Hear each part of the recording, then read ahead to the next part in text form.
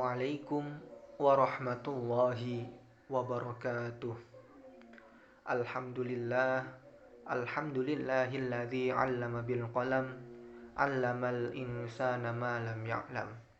Asyhadu an la ilaha illallah, alladzi faddala bani Adam bil ilmi wal 'amali 'ala jami'il 'alam.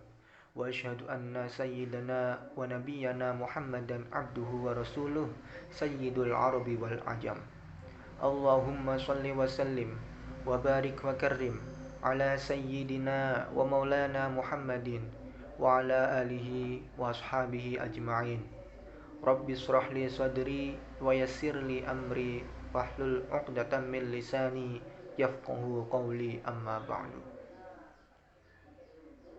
Qala Allah Ta'ala fil Qur'anil Karim, A'udzu billahi minasy syaithanir rajim. Mathalul ladzina yunfiquna amwalahum fi sabilillahi kamathali habbatin ambatat sab'a sanabila fi kulli sumbulatin mi'atu habbah. Wallahu yudha'ifu liman yasha'. Wallahu wasi'un 'alim. Al-ayah, Shadaqallahul Azim. Sahabat-sahabatku yang dimuliakan Allah, alhamdulillah memasuki pertengahan bulan Ramadan ini, semoga kita selalu diberikan kesehatan, diberikan kekuatan oleh Allah dalam menjalankan ibadah puasa kita. Semoga Allah selalu meridhoi langkah-langkah baik kita. Amin Allahumma amin. Baik, sahabatku, di sini kita akan belajar bersama-sama. Saya bukan untuk menggurui teman-teman semua, tetapi di sini kita belajar bersama. Oleh karena itu, kritik ataupun saran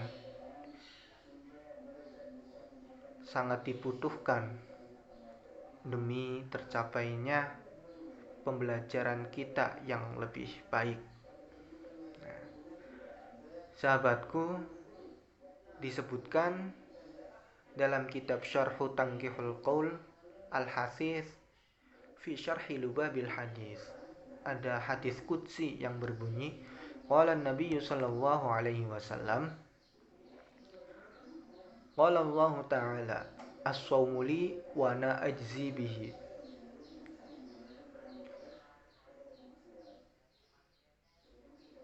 Nabi sallallahu alaihi wasallam bersabda, Allah berkata, as-shawmu li wa ana ajzi bihi. Nah, ini hadis qudsi ya, yang memiliki arti puasa adalah untukku dan aku yang akan membalasnya. Nah, puasa itu milik Allah dan Allah yang akan membalasnya. Jadi puasa, kita berpuasa di bulan Ramadan ini, puasa kita ini untuk Allah, dan Allah sendiri yang akan membalas puasa kita. Nah, itu adalah dalil puasa, bahwasanya puasa itu adalah untuk Allah. Oleh karena itu, kita jangan sampai bolong puasanya. Semoga kita selalu diberi kelancaran dalam menjalankan ibadah puasa kita sampai akhir bulan Ramadan nanti. Baik, kembali lagi ke dalam tema kita yang seharusnya. Nah, tema sekarang adalah keutamaan sedekah di bulan Ramadan. Keutamaan sedekah di bulan Ramadan. Kita bahas dulu sedekah. Seperti tadi yang ayat ayat Al-Qur'an yang saya bacakan tadi. Masalul ladzina yunfiquna amwalahum fi sabilillahi kamathali habbatin ambatat sab'a sanabila fi kulli sumbulatin mi'atu habbah. Wallahu yudha'ifu liman yasha'. Wallahu wasi'un 'alim. Perumpamaan nafkah yang dikeluarkan oleh orang-orang yang menafkahkan hartanya di jalan Allah adalah serupa dengan sebutir benih yang menumbuhkan 7 bulir pada tiap-tiap bulir 100 biji. Allah melipat gandakan ganjaran bagi siapa yang Dia kehendaki. Dan Allah Maha luas karunia-Nya, lagi Maha mengetahui. Al-Quran Surat Al-Baqarah ayat 261. Nah, dalam ayat ini jelas sodakoh yang dikeluarkan untuk menafkahkan harta di jalan Allah, itu kita analogikan seperti ini. Kita menanam benih, kemudian benih itu tumbuh menjadi pohon. Pohon itu berbuah 7 butir. Nah, di dalam setiap satu buah atau satu butir itu terdapat di dalamnya 100 biji. Itu perumpamaan orang-orang yang menafkahkan hartanya di jalan Allah serupa dengan sebutir benih yang menumbuhkan 7 bulir. Nah, yang tiap-tiap bulir itu 100 biji di dalamnya. Luar biasa, Allah melipat gandakan pahala untuk siapa yang Allah kehendaki. Nah, untuk menjadi yang Allah kehendaki, kita berusaha. Dalam hal ini, kita harus bersedekah. Nah, kemudian ada dalam kitab Syarhu Tanqihul Qaul Al-Hafiz fi Syarhi Lubabil Hadis. Nah,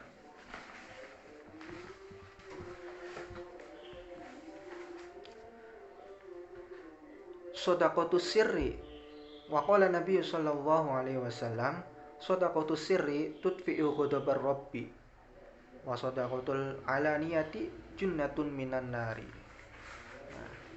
Sedekah sir, sedekah yang rahasia, itu bisa memadamkan ghadabar rabbi, murkanya Allah, bisa memadamkan murkanya Allah. Itu sedekah secara sir, rahasia. Wa sedaqatul alaniyati junnatun minan nari. Dan sedekah secara terang-terangan itu menjadi tameng, menjadi perisai dari neraka. Nah, dalam dalil yang pertama ini, sedekah secara sir bisa memadamkan murkanya Allah. Jadi kita kalau bersedekah secara rahasia, diam-diam, itu bisa memadamkan murkanya Allah. Nah, sementara sedekah secara terang-terangan itu bisa menjadi perisai kita dari neraka. Nah, ini yang sering terjadi.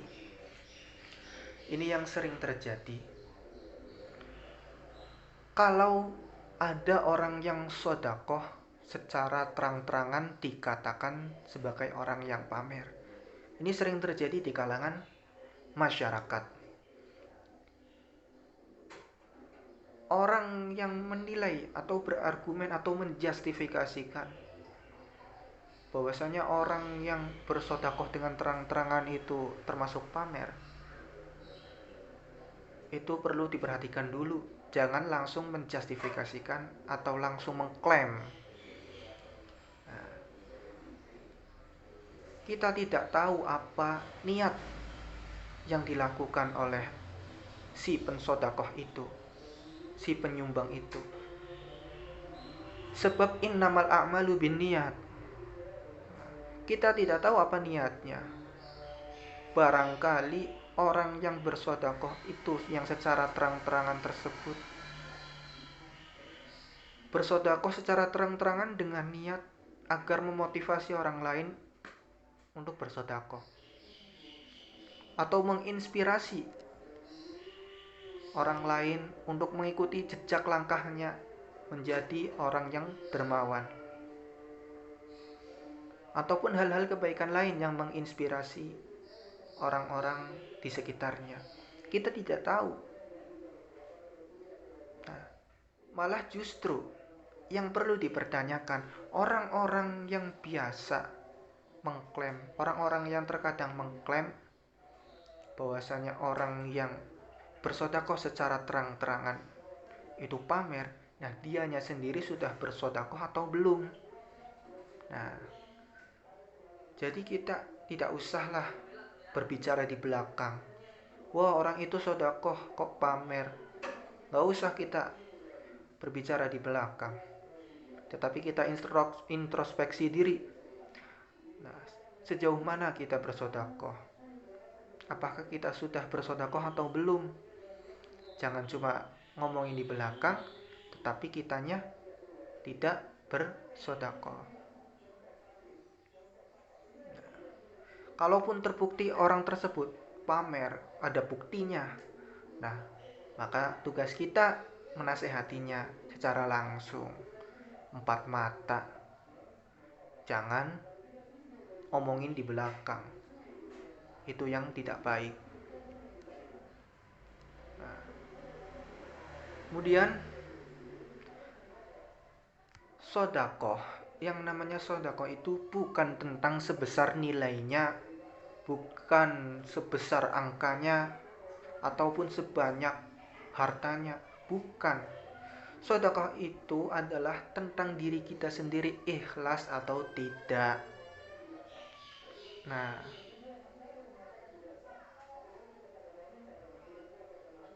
itu sedekah, ikhlas atau tidaknya kita. Ada dalil lagi dalam kitab yang sama, masih dalam kitab yang sama.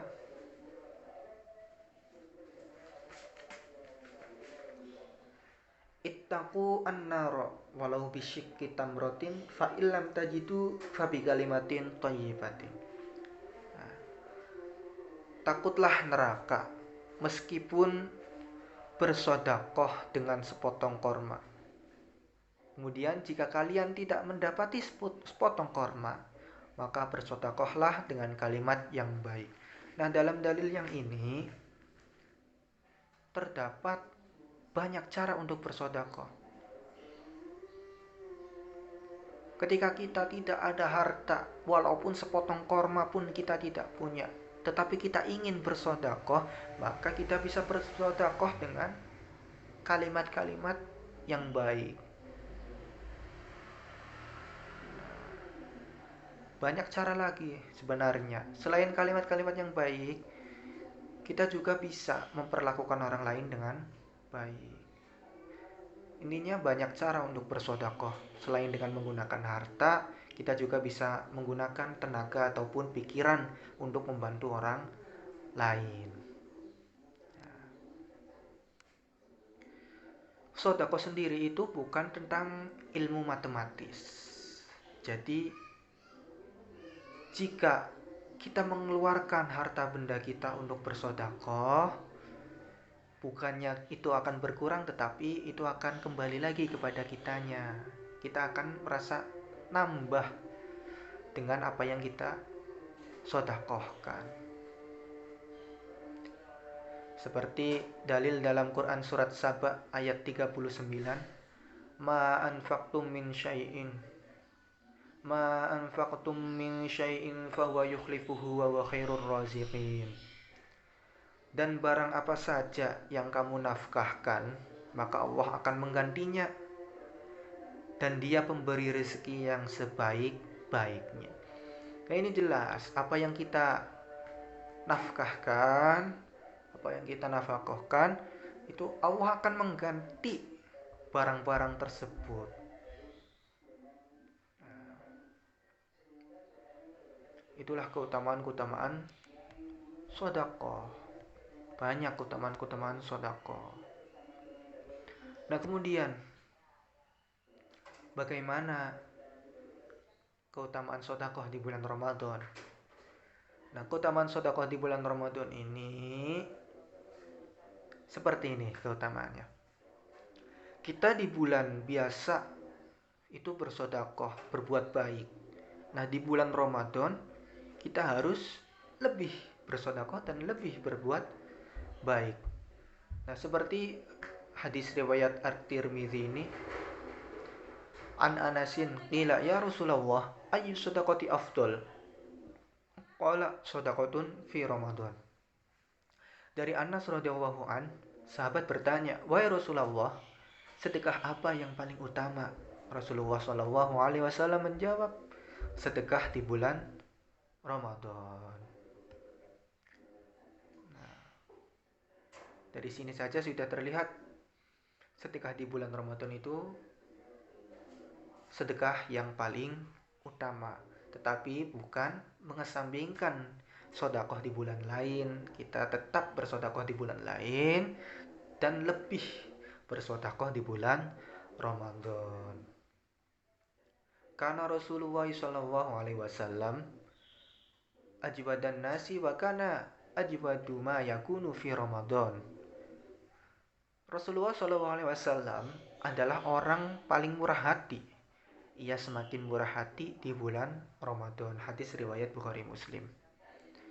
Nah, ini Rasulullah itu orang yang murah hati. Dan beliau semakin murah hati lagi di bulan Ramadan. Nah, itu keutamaan puasa di bulan, keutamaan sedekah di bulan Ramadan. Kemudian ada lagi tentang dalil bersedekah. Di dalam kitab Wasiatul Mustafa, ya Ali wahai Ali, as-sakhiyyu qaribun minallahi, qaribun min rahmatihi, ba'idun min azabihi. Wahai Ali, orang yang dermawan itu dekat dengan Allah, dekat dengan rahmatnya Allah, jauh dari azabnya Allah.